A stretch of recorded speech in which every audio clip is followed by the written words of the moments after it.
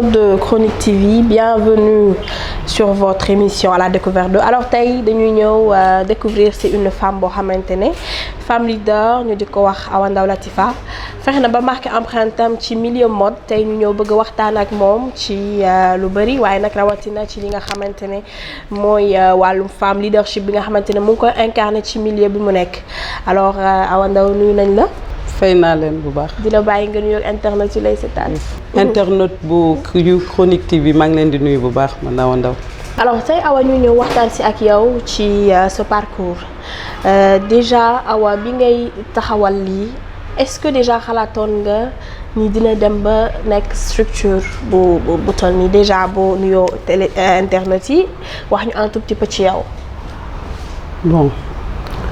tu sais xam nga entreprendre rek déjà dafay metti et puis nga nekkoon xale bu ndaw donc nga commencé à l'âge de 20 ans donc xam nga à l'âge de 20 ans noos bi ngay gën a topp loo liggéey bu guddee nga dem noosee ko donc xam nga doo xalaat egg fenn parce que doo xam dara voilà donc non xalaatuma woon nit que dina egg fii j'étais juste jeune voilà. D'accord. Voilà. Alors donc ay études la yoo def ou bien. non j'ai jamais appris la coiffure musuma jàng coiffure c'est un don. C'est un don. musuma jàng dama doon jàng école. Ok. lycée Van laa doon jàngee. D'accord. Tu as eu ton bac? Non. Ton baccalauréat? Non, j'ai pas eu de bac. D'accord. Mais bof, j'ai pas eu le bac parce que j'ai pas fait le bac. C'est en 88, c'était l'année blanche. Donc j'ai pas eu le bac.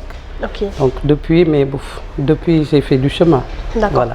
Alors Awa nan nga def ba taxawal nan la ñëwee nga dem ba taxawal structure bu mel ni Latyfa lan moo la poussé à ce que nga taxawal ko début Latyfa.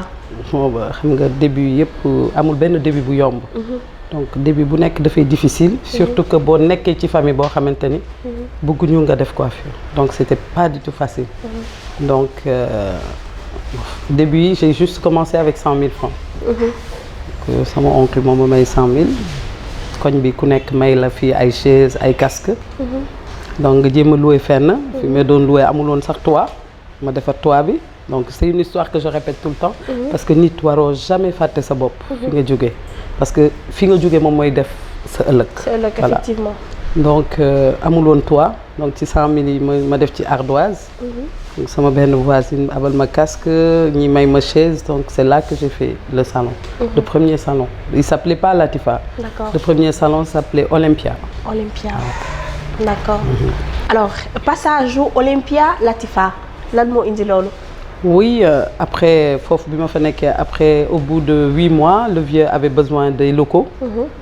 après j'ai quitté je suis retournée chez moi ma delluwaat suñu kër. donc commencé waat ñefe liggéey voilà donc bi ma delluwaatee suñu kër ma nekk sama nekk. avant ma nekk sama néeg bi day nekk guddi gi day nekk néeg. suba teel bi ñu lonk casque yi mu nekk salon voilà. Okay. soo liggéey ba pare sama domestique nettoyal ma ko ma defal ma teg ma laal bassin. après ma laal matelas. Ok. Voilà donc sans problème. D'accord.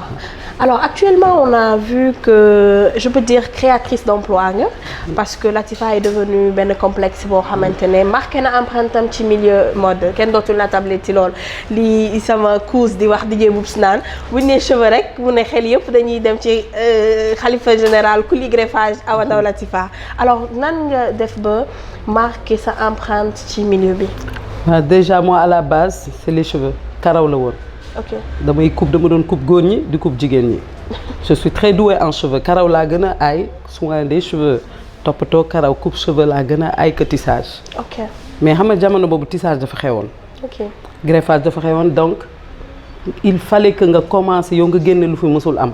loolu moo indi xalif général kuli greffage parce que dama ñëw commencer loo xam ne nit ñi daawuñu koon def donc c'était des coupes que yu ñu doon gis ci clip yi. ci clip ñoom ay nu mu tudd ay boobu ay ñoom Alia ñoo fi nekkoon.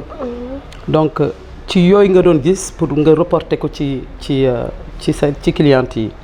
donc loolu moom moo def différence bi. voilà donc dama doon seetaan bu baax clip américain yi. donc clip yooyu laa doon jël c'était les mêmes coupes que je reportais sur mes clientes. D'accord. donc loolu moo taxoon ñu bari dañu yaakaar ni que États-Unis laay jàngee. ok coiffure bi non c'est juste un don et puis je me documente beaucoup côté coloration. jàng ma ko fenn donc da ngay documenté wu donc moment boobu j'avais pas les filles amul woon internet comme maintenant. Donc les filles maintenant am nañu chance su dugg YouTube. xool lii ñun amuñu woon loolu. Donc il faut juste ta tête et l'imagination et beaucoup d'imagination et se documenter bu baax. ay Paris Match ngay jënd. da nga doon dem ci école de coiffure yi kii ñiy jaay revue coiffure yi. nga jënd comme ça yow da nga doon dem man defuma école de coiffure mais dama jàngal sama bopp comme ku def école de coiffure. Ok donc xam naa maladie des cheveux xam naa yëpp laay yëngu. donc dama jàngal exactement donc dama rechercher bu baax. lépp luy coiffure. donc en ce moment boo xoolee sama cursus dafay mel ni c'est vrai que l'année prochaine j'aurai 30 ans de Latifa tu me diras 30 ans c'est pas un jour. Bah ouais. Donc ça 30 ans dafa gudd donc ci expérience la. yooyu dund yu bari voilà donc xëy na loolu moo tax empreinte bi toog ba léegi et puis nag y a autre chose mooy man sama liggéey foofu moo ko donc j'ai travaillé toute ma vie. J'ai travaillé quand je te dis j'ai travaillé toute ma vie c'est sama 20 ans. ba tey jii nii ma am 30 ans wu Latifa. Parce que année prochaine mooy ko dama ko liggéey. Parce que les gens boo nee Awa Ndao Latifa nit ñi dañ lay wax dafa strict ci liggéeyam dafa strict ci côté clientèle bi côté ñu muy liggéeyal xëy na est-ce que loolu moo tax ba nga dem ba taxawal structure bu mel nii. Tu sais lu amul rigueur du egg fenn on est dans un pays boo xamante ni. Rigueur presque amu fi sooy compter Sénégal na am na rigueur Sénégal amul rigueur. Ok Sénégal ñi fi am rigueur ñëpp ñoom ñoo réussir koo dégg ñu kooku dafa soof kooku dafa def ni parce que kooku dafa am rigueur. Awa Ndao moom dame de fer voilà lépp lu àndul ak rigueur du dem. fulla ak fayda mooy liggéey. mënul nekk nga par exemple tu sais affaire bi nii la. da ngay jàpp sa liggéey nga fonk ko nga avancer. jàppaloo sa liggéey nga foowee ko mu dem yoonam. J'étais là avec des personnes dama amoon ay génération yu fi nekkoon doon coiffé. Effectivement. te tu me diras am na ñoo xam ne bàyyi nañu retraité nañu def nañu autre chose. mais man la coiffure sama passion la. même su ma ci génnee salon de coiffure je ferai autre chose mais bu am rapport ak coiffure. D'accord waaw. D'accord alors jusqu'à présent ma bëgg ñu insister aussi ci entrepreneuriat leadership féminin Awa ngay exemple si jigéen ñi. Surtout actuellement ñi nga xamante ne commencé nañ di def coiffure lan nga leen di wax loo xamante ne je peux dire mooy ce secret ce qui t'a forgé li tax ba nga dem ba vraiment nekk créatrice d'emploi actuellement. En fait tu sais chaque réussite dafa am histoire. Chaque réussite dafa am histoire donc ce que je vois par exemple avec les jeunes d'aujourd'hui dañu bëgg a investir tey pour fayee ko tey. Elles sortent d'une école de coiffure déjà qui, entre guillemets, qui n'est même pas une école de coiffure parce que il faut que je le dise. mooy école yi fi am presque jàngaluñu xale yi dara jàngaluñu leen coiffure donc bu ñu génnee salon de coiffure école de coiffure bëgg a génn rek dañuy génn rek ñëw ne la suñ ñëwee duñ la wax stage dañ leen damay wut liggéey. Ah non tu peux pas c'est pas possible. kooku da nga koy jël ci sa salon de coiffure tu te rends compte que c'est une personne qui ne connaît rien du tout. Mais parce que pour appuyer li nga wax parfois da ngay gis koo xam ne dañ ko daax école rek mu dem defi ji coiffure. waaw parce que wala couture. Ouais parce que ñun par exemple coiffure avant ak couture. xam nga wax nga ko yow yaa ko wax de. yaa wax coiffure ak couture. mooy c'était le métier des ratés. parce que boo réussirul woon fenn dañ leen ay yóbbu ko salon de coiffure wala nga yóbbu ko couture. Effectivement ah non c'est plus ça maintenant parce que yéen ñëpp ñu nekk bureau kenn ku ci nekk boo xoolee am na coin wu maquillage am na coin wu salon de coiffure am. bon voilà donc entrepreneuriat bi ngay woote léegi nit ñi elles sont dans les bureaux. dañu am atelier de couture dañu am salon de coiffure dañu am make-up dañu am yëpp. ok dañu am prêt-à-porter loolu pour lan la pour arrondir les fins du mois. te jigéen noonu la. bul jàpp ci dara loo xamante ni yow mën nga ci jàpp ba nga génn ci. pourquoi pas. mais li may wax xale jigéen ñi rek mooy que par exemple ñi nga xam dañu nekk métier di jàng métier bokkul ak ki nga xamante ne dafa jàng ba ni toog am diplôme am ñu embauché ko. mais ki nekk métier gis nga métier boo ko yoree da nga koy def ba mu mët sëkk sama métier da nga dis-toi que li ma nekk ni maa ko war a dàqale ñëpp. damay dem ci coiffure dama ciy dem ba sës dama ciy dem ba jeex. du ma nangu kenn dàqale ma ci. mais ak sainement nag. Pas de concurrence malsaine, je suis vraiment désolée, il faut qu'on en parle. Parce que maintenant, dans ce pays-là, ce qui se passe, moi que pour que nga egg fi nga bëgg a egg ci ce qui, mais non concurrence malsaine, non, il faut vraiment être honnête. Par exemple, man, dans ma tête, et j'ai toujours roulé comme ça, et je continuerai à avancer comme ça, j'ai pas de concurrente. Parce que boo defee sa bopp ay concurrence da avancer. dëgg la sa métier da nga koy mën parce que say loxo la parce que man fu ma egg tey jii liggéey bu baax moo ma fa eggal. bouche à oreille la jeex na tàkk. li ma leen di wax chaque jour sama waa salon nee naa leen man bi ma nekkee xale bu ndaw 25 ans laay denc xaalis sama armoire mu bari. xaw ma lu ma ciy def may woo waa koñ bi xale yu góor yi di leen di jox ñuy attaaya. chaque jour loolu laa leen wax. esprit leadership bi. exactement nee naa leen bi ma nekkee xale bu ndaw laay liggéey boobu xale nga xamuloo luy xaalis. parce que boobu doo denc affaire banque yooyu xamoo ko. yaa ngi liggéey bopp yaa ngi ñëw parce que li ngay def mën nga xamuloo luy épargner de l'argent. xamuma ko woon. ñu man xoola il m'arrivait même dama doon liggéey ba samedi jot ñu tëj salon bi dem Thiès dem Bali Dooso sama kër ñu suñu famille parce que suñu famille Thiès la nekk. parce que tu vois parce que loolu affaire xale la mais ça je le ferai plus. loolu jeex na loolu passé na. mais donc xale déjà da nga koy dund. nga ni xale nga mais terewul léegi suñu jamono ak seen jamono bokkul ñun suñu jamono. dafa neexoon xale yi seen jamono dafa metti mooy comme li ma lay wax concurrence bi bari na. ku yeewu boo amee sa 3 millions sa 2 millions tu te dis ben je vais ouvrir un salon de coiffure mais li ngay def yow na nga ko mën.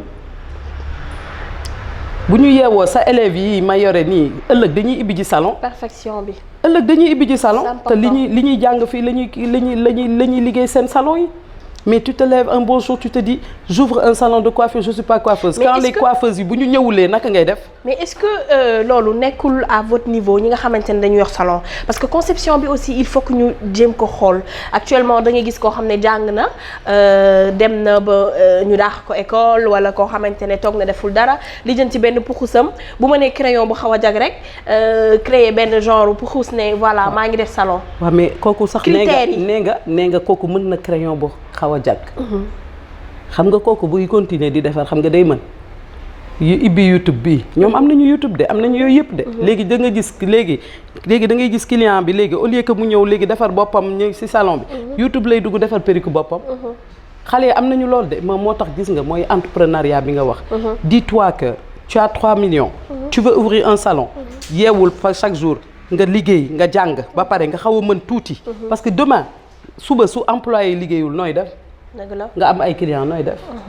alors Awa ba tey ci dañuy des ci wàllum conception ñi nga xamante ne ñu ngi ubbi li di salon de coiffure parce que léegi wax nga ko léegi ci sa biir wax que ni am na ñoo xamante ne dañuy dem ubbi tapé ci YouTube bi gis rek ñëw taxaw bari nañ ñëw taxawal atelier de couture atelier de coiffure du moins est-ce que am ngeen déggoo ngeen entre yéen seen biir taxawal ngeen benn kuréel boo xamante ne ku taxaw pour ubbi atelier de couture dafay répondre ci critères yooyu. ah non moi je suis là depuis 29 ans mosuma bokk ci benn association. yëgoo aussi benn boo xamante ne taxawal nañ ko non je les connais toutes mais man mosuma bokk ci association yi. mosuma ko bokk parce que man en fait. moi j'ai pas appris la coiffure. man dama ñëw am don. am don li may def loolu rek laa doon def taluma woon pour dem quoi que ce soit. dinaa la man la coiffure m'a tout pris. coiffure lenn rek la ma terewul am mooy jëkkër. mais la coiffure m'a tout pris. taluma leneen lu dul coiffure rek laay def. même man su ma accouché day ciy teg quelques jours maa ngi encore sama salon. loolu laa def man la coiffure m'a tout pris xaw ma dem xaw ma génn xaw ma dara su ma yeewoo sama salon lay nekk suba ba ngoon. lépp affaire liggéey rek lay def. léegi pour répondre ci sa question pour affaire kii ibbi. mais comme man ni ma amee don. mën naa am ñu am don ñu mel noonu. ñu ibbi mais xam nga lan mooy wax ji. kuy liggéey na nga ni lii may liggéey ci laay tedd. parce que li may liggéey naa ko def avec perfection. c'est important. c'est ça le hic. ce qui se passe au Sénégal. ce qui se passe au Sénégal mooy que tu vois damay dugg ci YouTube bi damay confectionner perruque may def ni mais man du suba ba ngoon man je peux dire par exemple man sama confection de perruque dama ko xam bu baax. xam naa ni may liggéeyee. man dama ni man lépp lu may def rek damay ñaan yàlla pour nekk ci as parce que j'ai pas droit erreur man kenn du ma baal dara. est-ce que xam nga loolu. je blague pas quand je te dis kenn du ma baal dara awma benn client bu may baal dara parce que dañ lay ni et puis loo def dañ lay ni ah ouais fii yow yaa fi nekk de. yow yaa fi nekk mooy que yow yaa fi yàgg pas que yow yaa fi dàq liggéey. yow yaa fi yàgg nekk mooy tu n'as pas droit à l'erreur. Parce que yow c'est l'expérience voilà. donc nit lépp lu muy def. na ni na xalaat ci gannaaw mooy que client bi ngay defar li ngay liggéey na nga ko liggéey ba mu mat sëkk nga def ko ba nga xamante ni tey jii ngay mujjee liggéey lii. Effectivement, voilà. Effectivement. Alors ci sa relation ici il y a une très grande histoire d'amour entre toi et la mode parce que dem nañ ba gis sa doom sax moom tamit mu ngi ci mode bi alors lan ngay ñu mën a wax ci histoire d'amour bi nekk yow ak mode bi. sama doom yaa ngi may tooj nag parce que man mode bi man d'accorduma parce que. xam nga ba tey est-ce que kii bi moo la topp. non mooy wax bi rek mooy ñëwaat man avocate laa bëggoon nekk bi ma nekkee xale loolu laay wax. mais yow avocate ba tey bàyyi woo ko parce que bari nga histoire man xam nga lu ñu may wooyee sama kër FBI fépp partout fii xaw ma lu ñu tuddoo xam nga am naa fi surnom fii boo jógee nga laaj ko man FBI lañ may wooye man sama FBI juumuñu nag. waaye yow xoolal bon yi nettoyé sax bu ma dugg see sax xam nañu fi may xool pour xam ndax jaar nañ fa wala jaaruñu fa. dégg nga loolu. parce que non. nit da ngay xam sa bopp. Je suis très gentil. awma problème damay kaf foo ree mais quand il s'agit de travailler da nga ciy dem ba mu mat sëkk. da nga ciy dem bul bàyyi dara. et puis après quand au salon c'est le boulot. mais dehors c'est une autre je suis une autre personne. parce que mais nit boo yoree sa liggéey da nga koy téye fukki loxo ak juróom-ñaar parce que gis nga Latifa bi lépp lu ma am suba ba ngoon moom la. lépp lu ma am suba ba ngoon c'est les clients. clients yi fiy ñëw la donc il faut ma fonk ko. su ma ko amul lan laay def sama mat la bi laay delluwaat donc il faut nga fonk ko. c'est tout. alors on te remercie Awa. merci beaucoup ma chérie. di la bàyyi sa dernier mot nga lancé waale appel ñi nga xamante ne jël nañ la comme idole nekk sa ginnaaw. li may lancé c'est très simple il faut dire une chose j'ai fait 29 ans cette année. donc l'année prochaine j'aurai 30 ans de Latifa. donc damay ñaan yàlla. samay 30 ans de Latifa après les 30 ans. donc li ma xam ci coiffure ma inculquer ko xale yi ma jox ko xale yi. mooy donc ouvrir une école de coiffure.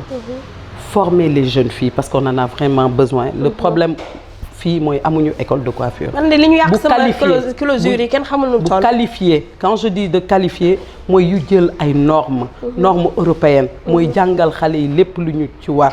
booy jàng y a l'éducation des filles à faire xam nga y a la santé y a beaucoup de choses donc moi je vais englober je mettrai tout dedans liggéey ko jaar fi lu baax daan jaar.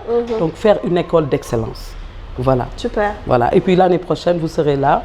Et puis, il y a un accompagnement. Et puis, je ferai beaucoup de choses. Je ferai beaucoup de bruit l'année prochaine.